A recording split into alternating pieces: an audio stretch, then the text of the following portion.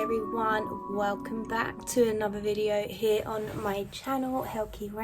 Today we're going to be talking about tarot unpopular opinions, right? So grab a cup of coffee or tea. I got my Harry Potter mug here and let's get into it. Firstly, I found these unpopular opinions on Reddit. First, I was just interested to see sort of what people were saying, and then I was like, actually this would be quite a fun video to do.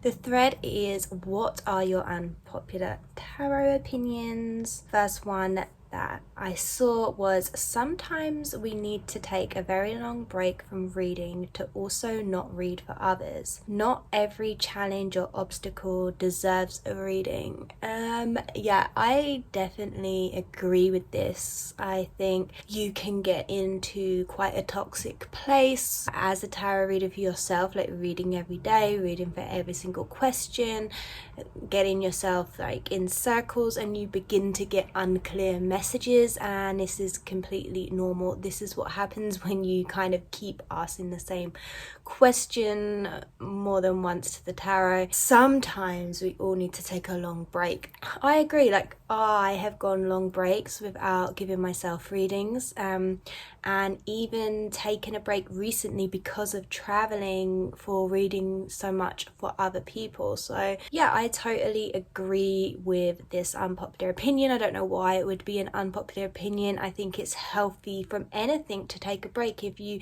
enjoy a glass of wine most nights, to go for a period where you just don't drink it for a month. Taking a break from anything, it doesn't have to be a bad thing. And I guess there is also the question of people getting like addicted to pick a card readings. I feel like I really fall in the middle of people's extreme opinions about pick a card readings. I myself have done pick a cards in the past. I still kind of do a little bit of that. It's not pick a cards, but I do readings for people on TikTok. I think it's like a really valuable thing when used correctly, when used healthily, when genuinely just feeling called to a reading, and also just having a healthy state of mind where you can choose to take what resonates and leave what doesn't resonate, instead of freaking out over something that was said in a reading that doesn't resonate really. Yeah, you can be unhealthy with that. It can be toxic, but also I do think there is space for that. And I'm not just saying that as someone who does a similar style of public readings for people on my TikTok. I think that they can really provide value, especially to people who can't afford readings. It's a beautiful gift to share with the world, and it's up to people and the individuals how they use that. I keep using drink, but you can enjoy a glass of wine, but you can take it to a toxic level, right? But just because you drink wine doesn't mean it's toxic. Just because you do pick cards doesn't mean it's toxic. And I don't know how I got onto pick cards, but I just kind of think it will likely come up in this probably. But I personally have in the past, not so much now, will feel drawn to a pick a card video. I'll listen to that instinct and I will watch it. And I also believe that readings from other people are more valuable than readings I do for myself, because you have a bias.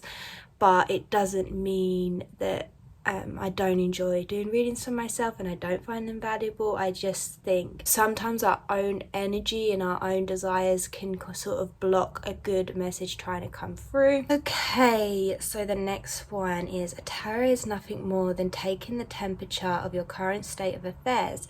Projected outcomes from the cards can change at a moment's notice, but this should always be kept in mind by practitioners anyway, given the existence of free will. I completely agree.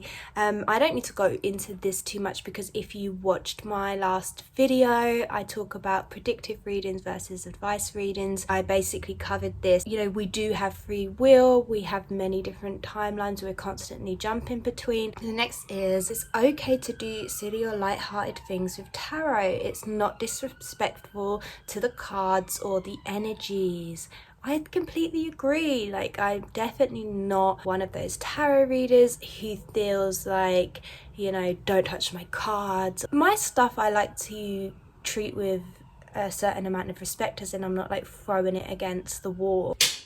or dropping them on the floor. I dropped my tarot deck on the ground and one card flipped over, and who is it? Who is it? Yeah, I think you can have fun. You can ask silly questions with the tarot. It's one of the funnest ways to use it. So definitely, I agree. The next one is, the only reason I feel this is unpopular opinion is because so many new readers are learning this from TikTok right now and only reading jumpers. But not every card that falls out the deck has fallen out of the deck to send you a meaningful spiritual message. Sometimes you are just shuffling poorly. I shuffle poorly all the time. I don't know the names of the types of shuffles and I do the best I can. But if I only read jumpers, I'd have too many cards for a meaningful spread. Semi-agree. I don't think you always have to read jumpers. I don't read jumpers when like more than 3 or 4 or 5 cards like fall out. I'll read jumpers if maybe 1 or 2 fall out and I just feel drawn to it, but I really just listen to how I feel. Like sometimes I read jumpers, sometimes I just stop and start pulling cards. I think the most important thing is you just feel what feels right, and the longer that you're reading, the more you'll get used to that feeling and become more confident. The next one is, don't trust social media mass readings. Thought this might come up. I already touched on pick a card readings and gave my opinion. I don't think they're good nor bad. It really depends on the user and how the user uses it, whether it's in a healthy way or a toxic way. It's all down to the individual. We can't just blame the product. You could get really unhealthy from eating fast food all the time, but eating fast food once in a while isn't gonna hurt you. So you can say it's the fast food or you can say it's the user. And it's the same with tarot, like pick a cards or even collective readings. If you feel drawn to listen to it and it resonates with you, all power to you. But if you start taking things really seriously and it's affecting you in a negative way, then that's not healthy for you. I also want to just say that obviously a personal reading is the best reading you can get. It beats any other reading because it's tuned into your energy. It is designed for you. Obviously that's going to be the best reading you can get, and I think like a professional reader is always a great way to go, but not everyone can afford that and have a personal reader. The next best thing would be to read for yourself or get a friend to read for you. And then if you don't have that, if you don't feel confident in that, then that's why mass readings are great. So the next one is, just because you enjoy tarot does not mean you have to read for others. It's okay to read for yourself or to pull in specific situations. Not everyone is made to read for the public, and it's okay to just enjoy reading as a private act. Completely agree. It's okay to just read for yourself, and it's okay if you want to share your gifts and read for others who don't have that strength, don't have that interest or that hobby, but enjoy getting readings. You see, it's an energy exchange. You don't have to partake. You can just have this hobby and interest all for yourself, and there's absolutely no judgment, and I don't see why there needs to be. Or if somebody is just learning tarot and they're feeling some kind of pressure, like they have to be able to read for the public, like just know that's not true. There's so many personal readers who don't read for other people, and that's completely normal and absolutely fine. So I agree, there's nothing wrong with that. The next one is, soulmate readings are about as reliable as playing MASH. Like MASH, they can be a fun and goofy thing to do, especially with friends, but they should not be taken seriously. I think it really depends. If it's actually a personal reading with a professional tarot reader, then I do think that can be taken seriously for sure. Even with personal readings, you always need to really listen within and feel what resonates for you, what feels right is right. What's like hitting a chord is hitting a chord because it's, you know, it's resonating right, even if it's not what you want to hear, but you kind of feel it. Like but sometimes you can just be like, that really feels off, and there's nothing wrong with that because we are always jumping timelines. We have our free will, and if you have a lot of timelines lined up, it can be really hard for the reader to get an exact read on things for you, such as a future soulmate, right? They can really sort of search out the possibilities there, look in all all the avenues and see what's showing up stronger and what's coming through for you.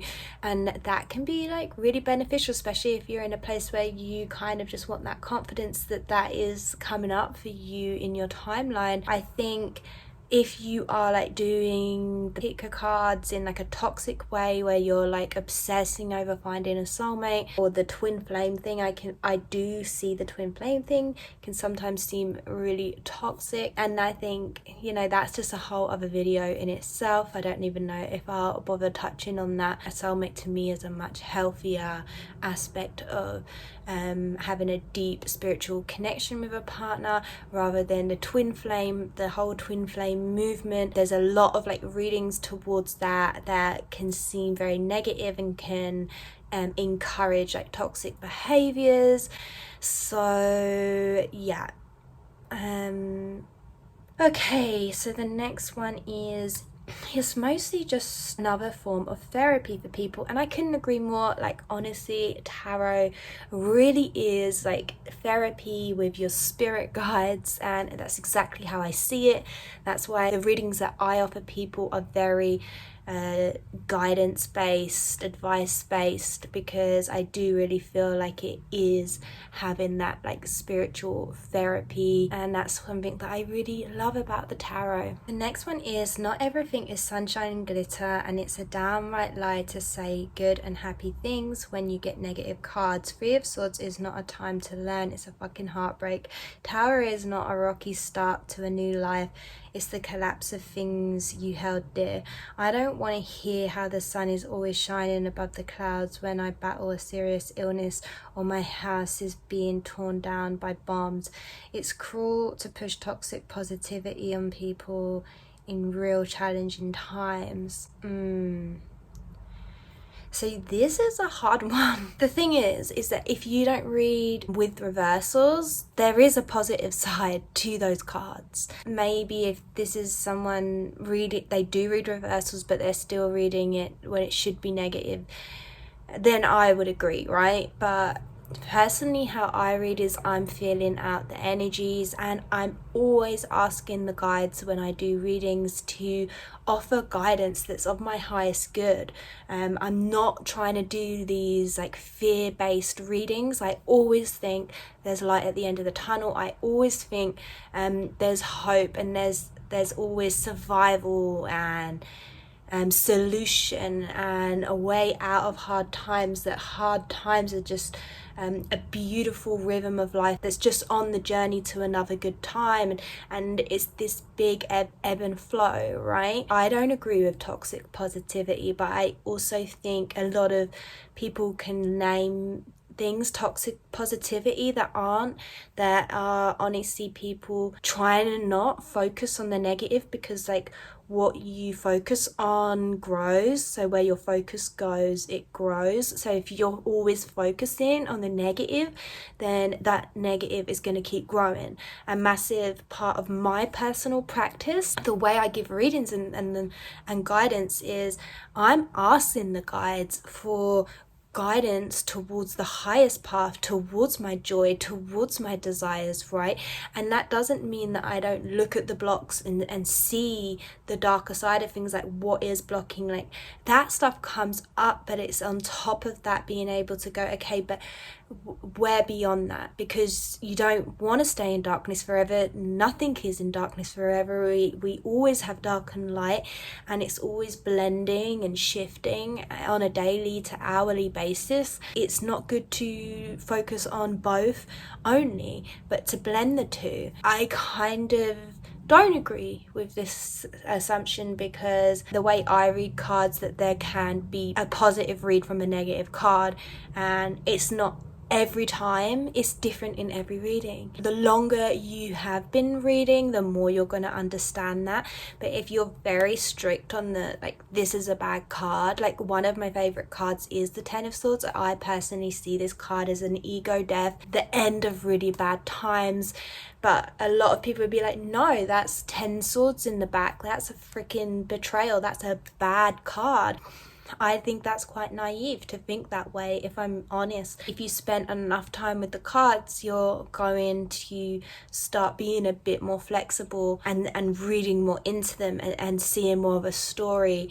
And like I said, in all stories, you've got the ups and the downs, right? So you need to cover them all. They're not all downs. They're not all ups. Every card is its own story, and it holds so much. It doesn't just hold one thing. The Tower is not just negative. I really hope that if you think that like, I don't know, this has sparked you just to kind of explore that a bit more, because it can't actually be that fun to read cards if that's how you see them. Yeah, I can say just on first glance, like, negative cards, that this comes across as negative, but actually when you're reading, there's positives and negatives in all these cards, and some obviously have a lot more highs than lows, some have a lot more lows than highs. And especially if you're doing like one pull, like if you're just pulling one card for a reading,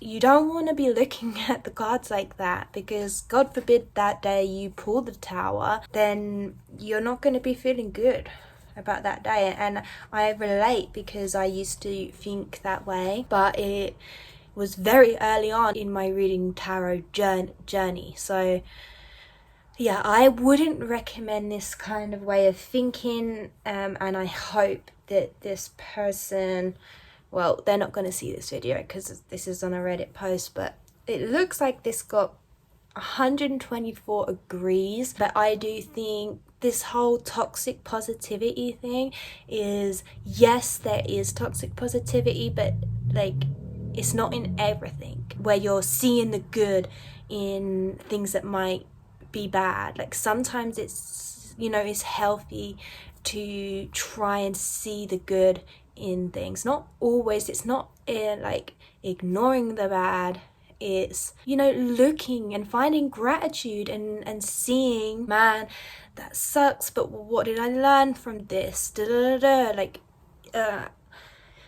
it's a tough one, because I think from case to case it's different. But if we're talking about this situation with the cards, I disagree. The next one is clarifiers. Don't clarify anything at all and throw off the balance of the reading. Wow, it's really starting to get spicy now, because I'm starting to disagree like quite strongly with these opinions, and I don't agree with this. I think clarifiers do exactly what they are meant to do. They clarify the reading further. Sometimes we can be getting like a muddy read. Like for me, I get like visuals when I'm reading. So when the visual in my mind's eye of what I'm reading, what I'm seeing for the person I'm reading for, starts to get like muddy, yeah, I pull clarifiers. I'm like, yeah, just give me a bit more in this so I get a clearer vision of what's going on here. Clarifiers don't clarify anything at all. They throw off the balance of the reading. Like, I just don't agree. I think if you keep putting clarifiers, like maybe you've gone through the whole fucking deck, then yeah, like that might throw off the balance of the reading. But you can read like that too. You can just keep putting cards, getting a bit more information, a bit more information. It's the order the cards are in, you know, they're telling their own story. And any reader can read how they like, what works for them, right? They are entitled to that. Like, I definitely don't think we can throw out clarifiers as absolutely pointless, because clarifiers work for a lot of people. If they don't work for you, then don't use clarifiers. Okay, the next one is the Lovers doesn't have to mean everything is going great in love matters. Some older tarot depictions have two women scrambling over a guy on the card. You can draw the conclusion that sometimes rivalry isn't off the table and you can get dumped for someone else. Yeah, interesting. Like, I see the Lovers card, like often when it comes up for me in love readings, is normally because there's quite a deep like soul connection with this person, but there's also like within this reality a codependency, and sometimes this codependency can be a beautiful thing. It can really help. It means that you can be helping each other sort of really discover yourself, but it often means that there's one person who is sort of the main teacher or guide within the connection, and it feels like there can be off-balanced energies, but it's not a bad thing. It can be a good thing. Sometimes it's like this energy of really looking to someone because this person really makes them feel like their whole selves, like makes them learn and understand themselves through this connection, feel this deep spiritual connection. But I also agree there is a codependent aspect, and like I'm saying, depending on the rest of the cards and the feeling of the reading, it just depends. Like it can mean both things. Like I said, I can see the Lovers in both ways because I put both the negative and the positive meanings of each card in every reading. I'm not reading reversals.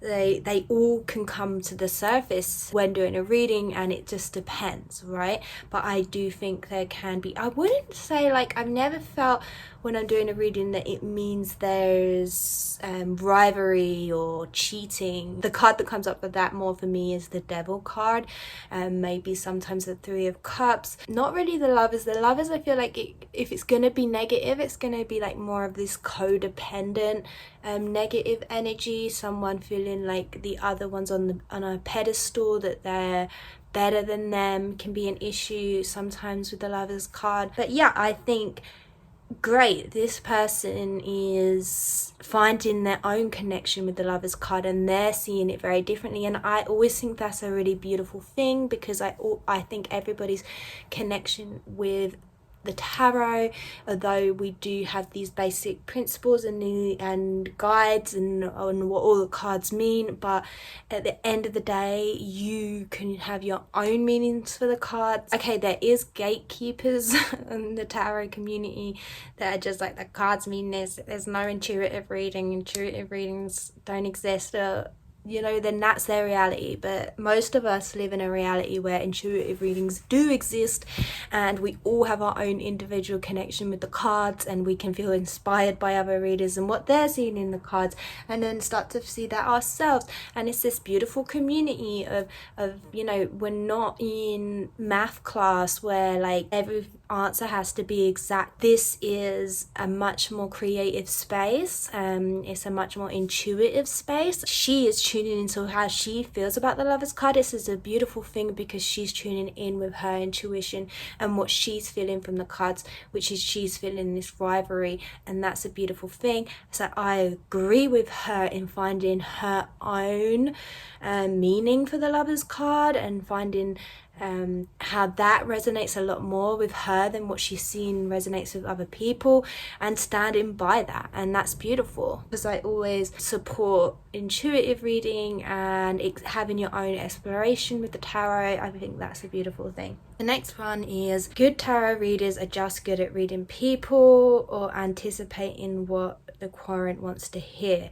So this feels like someone who's not even a tarot reader. It's something that maybe the general public would have an opinion of, like psychic readers at fairs and stuff. Interesting to see it showing up in the tarot community tab. I think people who are reading the tarot, they are genuinely most of the time reading the cards, reading the energies of the cards, and they have the permission of whoever is listening to read for them, right? So they are tuned into their energy. I guess it's good at reading people's energy because that's a part of it, but really we are inspired by the cards. I guess psychic reading I would put more as a possibility for this than tarot reading, so I don't really agree. The next one is, with some exceptions, it's not unethical to do third-party readings without their permission. Yeah, I agree. So often you're reading for someone and they want to ask about a love interest, and I do readings for people's love interest, so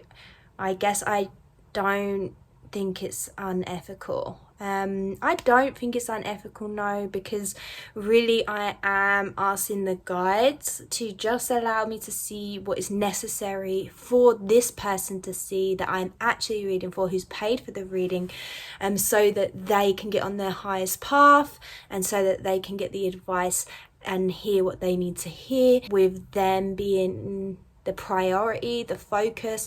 I'm not asking for the deepest, darkest secrets of this person. I'm just asking for what we need to know about that third party person, how that person is affecting them, and not beyond that. It's only what is needs to be known by my client and necessary, not like unnecessary stuff, right? The next question is, stop asking about other people's feelings, it's useless. Instead ask about their actions. That is way more interesting and helpful.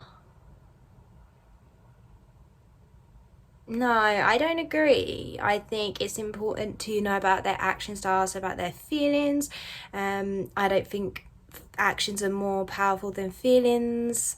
You know, I actually think feelings tell us a lot more.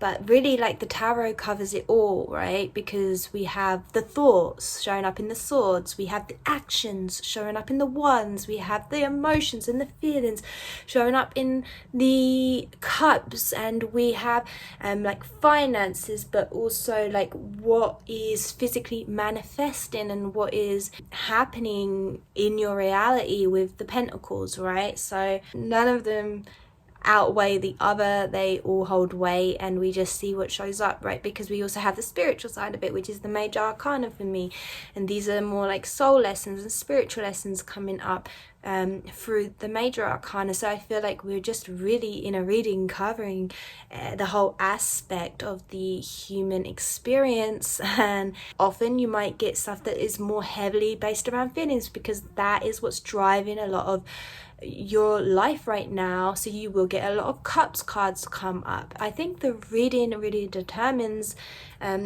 where you're going to focus. So I don't agree. Okay, so we're getting quite far in, and I think I have a lot more to do. So I think I'm going to do one more, and then maybe do a part 2, because I have a load more screenshots here.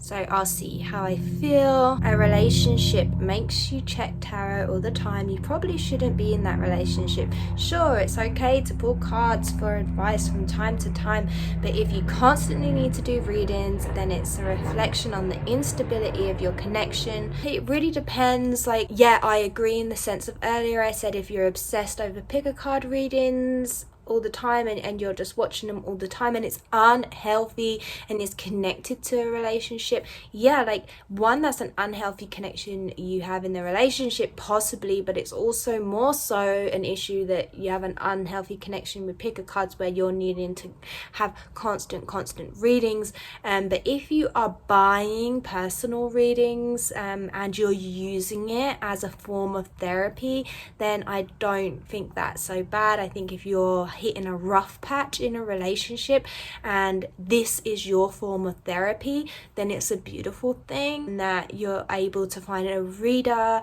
and have them work with you on the issues that are coming up in your relationship and how you can cope with it, what advice is coming through for you. And I don't think that's a bad thing. It doesn't really reflect on your relationship. Your relationship is your relationship, right? And you can decide, you have your own autonomy of whether you want to be in that or not. But going to therapy, going to tarot readers, for professional readings, I don't see as an issue. Even if you're just doing now and again the odd pick a card reading, that's also not an issue. You're taking what resonates, so that's what's important. The only time I see it as an issue, and it doesn't even have to be involved with a relationship, you can have no relationship, but if you are addicted, like watching 10 plus pick a card readings a day, that is an addiction, and it's causing you like strong emotional reactions, then that's something you need to look at. And also, if you're pulling cards for yourself, I guess, I haven't really covered that. So I guess that again, that can be a problem. The same with the pick cards. If you're like doing multiple readings a day on the same question or the same subject, then it's not healthy. If you're like buying multiple readings a day and you're not really using it as this therapy session, okay, like today I really want to sit down and like just get this out with my tarot reader and clear some stuff up for me, help me understand more about what's going on in my situation. But if you are, I don't know, like on the phone to them every hour, even if that's your therapist, you know, like, yeah, you're really going through a tough time, and that's not a way to carry it on if you're relying on it in that unhealthy way. I hope that makes sense. But yeah, that is where I'm going to end it today. I probably will finish the rest of these assumptions. I did get loads of screenshots down for you. But yeah, let me know your tarot opinions if you wish. If you enjoyed this video, don't forget to like and subscribe, leave a comment. Always love to hear from you, and I'm sending you all my love, and I will see you soon. Bye.